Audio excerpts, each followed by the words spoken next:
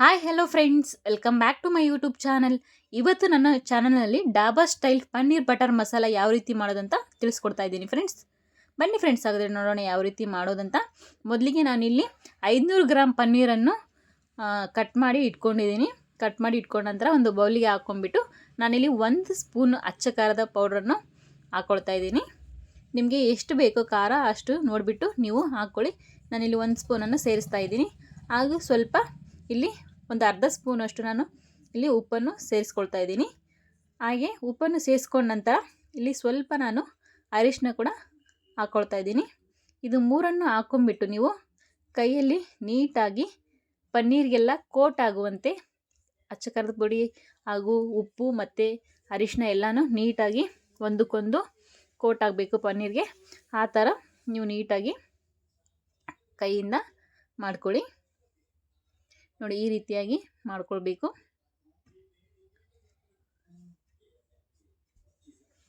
ನಾನು ಈ ರೀತಿ ಮಾಡಿ ಇಟ್ಕೊಂಡಿದ್ದೀನಿ.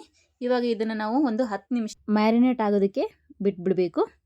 10 ನಿಮಿಷ ಆದ ನಂತರ ನಾನು ಇಲ್ಲಿ ಒಂದು ತವಾನ ತೆಗೆದುಕೊಂಡ್ಬಿಟ್ಟು 1 ಸ್ಪೂನಷ್ಟು ಬೆಣ್ಣೆಯನ್ನು ಹಾಕ್ಕೊಂಡಿದ್ದೀನಿ. ಬೆಣ್ಣೆ ಸ್ವಲ್ಪ ಬಿಸಿಯಾದ ನಂತರ ಇವಾಗ ಮ್ಯಾರಿನೇಟ್ ಮಾಡ್ಕೊಂಡಿರುವ ಪನ್ನೀರನ್ನು ನಾವು ಇದರಲ್ಲಿ ನೀಟಾಗಿ ಸ್ವಲ್ಪ ಬ್ರೌನ್ ಕಲರ್ ಬರೋವರೆಗೂ ಫ್ರೈ ಮಾಡ್ಕೋಬೇಕು. ನಾನು ಒಂದೊಂದೇ ಪನ್ನೀರನ್ನು ಇಲ್ಲಿ ಸೇರಿಸ್ಕೊಳ್ತಾ ನಾನು ಸ್ವಲ್ಪ ಫ್ರೈ ಮಾಡ್ಕೊಳ್ತಾ ಇದ್ದೀನಿ ಪನ್ನೀರನ್ನು.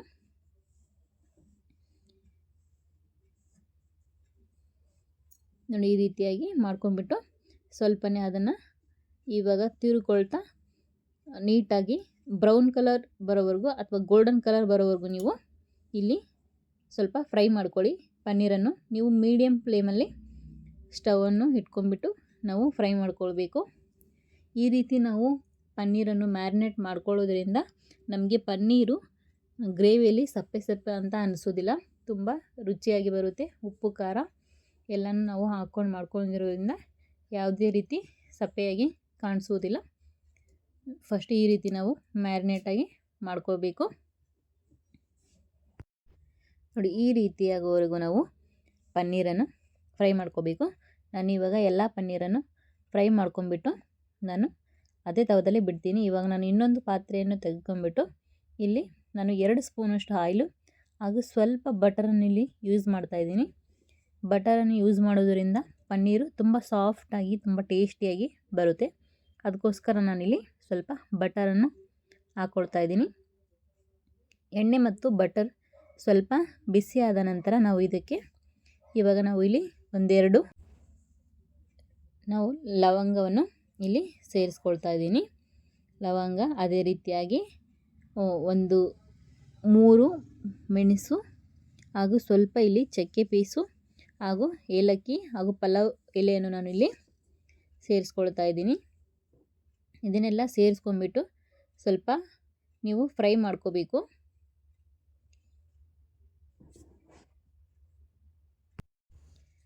ಸ್ಪೂನಿಂದ ಮಿಕ್ಸ್ ಮಾಡ್ತಾ ಇಲ್ಲಿ ಸ್ವಲ್ಪ ನಾವು ಎಣ್ಣೆಯಲ್ಲಿ ಫ್ರೈ ಮಾಡ್ಕೋಬೇಕು. ಫ್ರೈ ಮಾಡ್ಕೊಂಡ ನಂತರ ನಾನು ಇಲ್ಲಿ ಮತ್ತು ಶುಂಠಿ ಬೆಳ್ಳುಳ್ಳಿ ಪೇಸ್ಟನ್ನು ಹಾಕ್ಕೊಳ್ತಾ ಇದ್ದೀನಿ. ಶುಂಠಿ ಬೆಳ್ಳುಳ್ಳಿ ಪೇಸ್ಟ್ ಕೂಡ ಅಷ್ಟೇ ಎಲ್ಲನೂ ಹಸಿ ವಾಸನೆ ಕಂಪ್ಲೀಟಾಗಿ ಹೋಗುವಂತೆ ನೀಟಾಗಿ ಫ್ರೈ ಮಾಡ್ಕೋಬೇಕು. ನಾನಿಲ್ಲಿ ಸ್ಪೂನ್ನ ಸಹಾಯದಿಂದ ಎಲ್ಲನೂ ಎಣ್ಣೆ ಜೊತೆ ಮಿಕ್ಸ್ ಮಾಡ್ಕೊಳ್ತಾ ನಾನಿಲ್ಲಿ ಒಂದು 10 ಸೆಕೆಂಡಿಂದ 20 ಸೆಕೆಂಡ್ವರೆಗೂ ನಾನು ಇಲ್ಲಿ ಶುಂಠಿ ಬೆಳ್ಳುಳ್ಳಿ ಪೇಸ್ಟನ್ನು ನೀಟಾಗಿ ಫ್ರೈ ಮಾಡ್ಕೊಳ್ತಾ ಇದ್ದೀನಿ.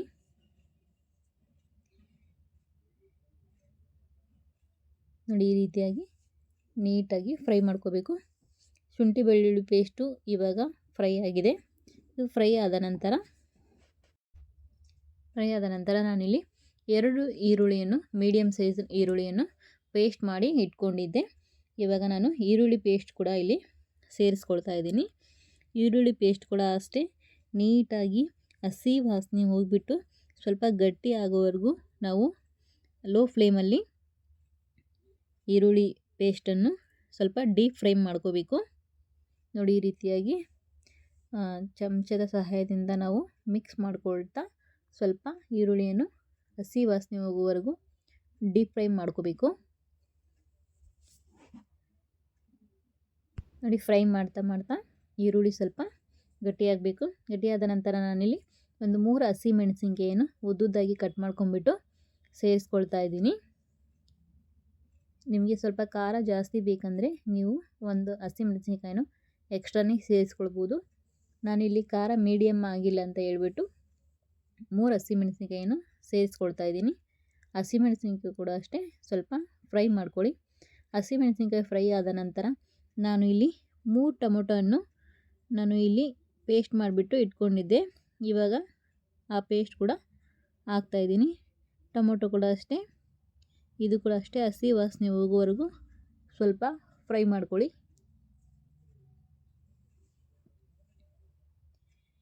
ನಾವು ಎಲ್ಲ ಪದಾರ್ಥವನ್ನು ಎಷ್ಟು ನೀಟಾಗಿ ಫ್ರೈ ಮಾಡ್ಕೊಳ್ತೀವೋ ಅಷ್ಟು ಚೆನ್ನಾಗಿ ನಮಗೆ ಪನ್ನೀರ್ ಬಟರ್ ಮಸಾಲ ಬರುತ್ತೆ.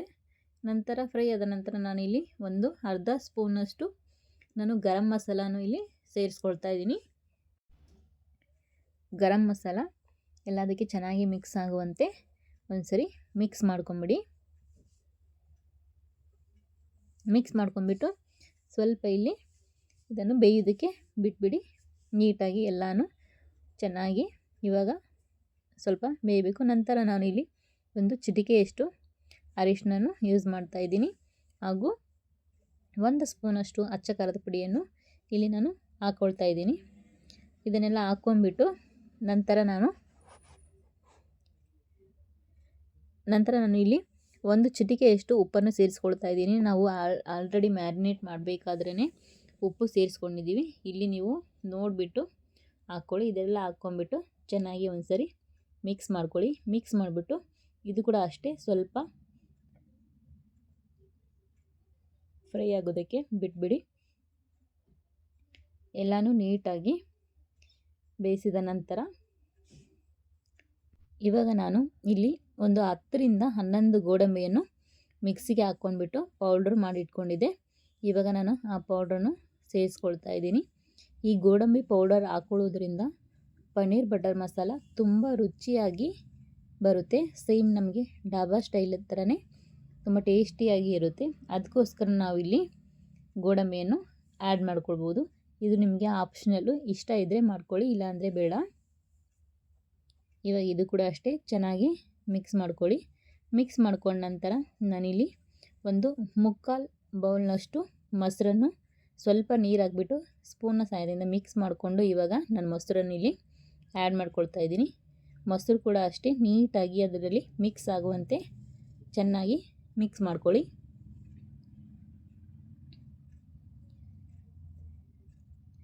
ಮೊಸರು ಫಸ್ಟೇ ನೀವು ಇಲ್ಲಿ ಸ್ವಲ್ಪ ಬೀಟ್ ಮಾಡಿ ಇಟ್ಕೊಂಡ್ರೆ ಇಲ್ಲಿ ಚೆನ್ನಾಗಿ ಮಿಕ್ಸ್ ಆಗುತ್ತೆ. ನೋಡಿ ಈ ರೀತಿಯಾಗಿ ಮಿಕ್ಸ್ ಆಗಿ ಇವಾಗ ನಮಗೆ ಎಷ್ಟು ಗ್ರೇವಿ ನಮಗೆ ಯಾವ ಥಿಕ್ನೆಸ್ಸಲ್ಲಿ ಬೇಕೋ ಅಷ್ಟು ನಾವು ನೋಡ್ಕೊಂಬಿಟ್ಟು ಇಲ್ಲಿ ನೀರು ಸೇರಿಸ್ಕೊಳ್ಬೇಕು. ಸ್ವಲ್ಪ ಸ್ವಲ್ಪನೇ ನೋಡಿಬಿಟ್ಟು ಸೇರಿಸ್ಕೊಳ್ಳಿ. ಇಲ್ಲಿ ಗ್ರೇವಿ ತುಂಬ ನೀರು ಕೂಡ ಆಗಬಾರ್ದು, ತುಂಬ ಗಟ್ಟಿಯಾಗಿ ಇರಬಾರ್ದು, ಸ್ವಲ್ಪ ಮೀಡಿಯಮ್ ಕನ್ಸಿಸ್ಟೆಂಟಲ್ಲಿ ಇರಬೇಕು.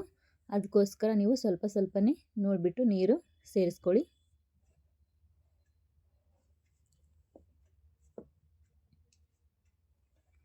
ನೋಡಿ ಈ ರೀತಿಯಾಗಿ ನೀರು ಸೇರಿಸ್ಕೊಂಡ ನಂತರ ಇವಾಗ ನಾವು ಫ್ರೈ ಮಾಡಿ ಇಟ್ಕೊಂಡಿರುವ ಪನ್ನೀರನ್ನು ನಾನು ಇವಾಗ ಸೇರಿಸ್ಕೊಳ್ತಾ ಇದ್ದೀನಿ.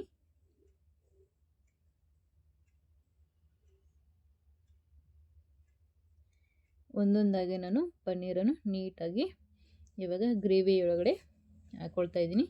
ಇವಾಗ ಒಟ್ಟಿಗೆ ನಾನು ಎಲ್ಲ ಪನ್ನೀರನ್ನು ಹಾಕ್ಕೊಂಡ ನಂತರ ಚೆನ್ನಾಗಿ ಇಲ್ಲಿ ಗ್ರೇವಿಯೊಂದಿಗೆ ನಾವು ಒಂದ್ಸರಿ ಮಿಕ್ಸ್ ಮಾಡ್ಕೋಬೇಕು.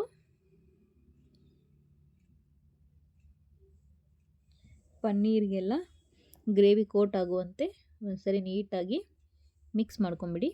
ನೋಡಿ ಈ ರೀತಿಯಾಗಿ ನೀಟಾಗಿ ಮಿಕ್ಸ್ ಮಾಡ್ಕೊಂಬಿಟ್ಟು ಸ್ವಲ್ಪ ಇದನ್ನು ಒಂದು 5 ನಿಮಿಷ ನೀವು ಬೇಯೋದಕ್ಕೆ ಬಿಟ್ಬಿಡಿ. ನಾನು ಇವಾಗ ಇದರ ಲಿಡ್ ಕ್ಲೋಸ್ ಮಾಡಿಬಿಟ್ಟು 5 ನಿಮಿಷ ಚೆನ್ನಾಗಿ ಬೇಯಿಸ್ಕೊಳ್ತಾ ಇದ್ದೀನಿ. ನೋಡಿ ಇವಾಗ 5 ನಿಮಿಷ ಬೆಂದಾಯಿತು. ನಾನು ಲಾಸ್ಟಲ್ಲಿ ಇಲ್ಲಿ ಕೊತ್ತಂಬರಿಯನ್ನು ಕ್ಲೀನಾಗಿ ತೊಳೆದ್ಬಿಟ್ಟು ಚಿಕ್ಕದಾಗಿ ಕಟ್ ಮಾಡ್ಕೊಂಬಿಟ್ಟು ಆ್ಯಡ್ ಮಾಡ್ಕೊಳ್ತಾ ಇದ್ದೀನಿ. ಆ್ಯಡ್ ಮಾಡಿಕೊಂಡು ನಂತರ ಲಿಡ್ ಕ್ಲೋಸ್ ಮಾಡಿಬಿಟ್ಟು ಇದು ಕೂಡ ಅಷ್ಟೇ ಒಂದು 10 ಸೆಕೆಂಡ್ಗಳ ಕಾಲ ಬೇಯೋದಕ್ಕೆ ಬಿಟ್ಬಿಡಿ.